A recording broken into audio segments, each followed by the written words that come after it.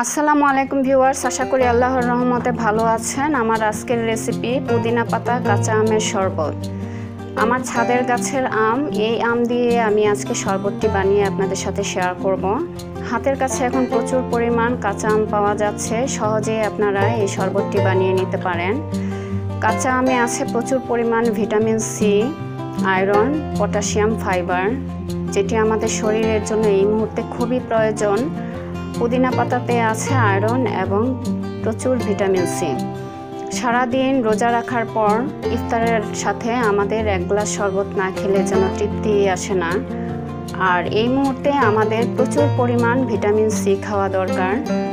আম দিয়ে সহজেই এই শরবতটি বানিয়ে নিতে পারেন। খুবই মজার একটি শরবত, যারা খেয়েছেন তারা জানেন, আর যারা খাননি তারা খেলেই বুঝতে পারবেন কতটা মজার এই শরবতটি। এই শরবতটি বানানোর জন্য আমি পুদিনা পাতা নিয়েছি হাফ কাপ, নিয়েছি আমি বিট লবণ হাফ টেবিল চামচ, টালা জিরা গুঁড়া নিয়েছি হাফ চা চামচ, কম ঝালওয়ালা মরিচ নিয়েছি একটি, আর চিনি নিয়েছি এখানে 3 টেবিল চামচ। আম ধুয়ে ছিলে ভিতরের আটিটা ফেলে আমি টুকরা করে নিয়েছি। 1 কাপ আম নিয়েছি এখানে। প্রথমে আমি আম ঢেলে দিচ্ছি ব্লেন্ডারে, তারপর দিয়ে দিচ্ছি সব উপকরণ। আমি পুদিনা পাতা যেই পরিমাণ দিয়েছি এই পরিমাণ দিলেও খেতে খুবই সুস্বাদু হয়, কোনো রকম খারাপ লাগে না। মরিচ ঝাল হলে সেই ক্ষেত্রে আপনারা মরিচের অর্ধেকটা দিবেন, কারণ ঝাল শরবত খেতে ভালো লাগবে না।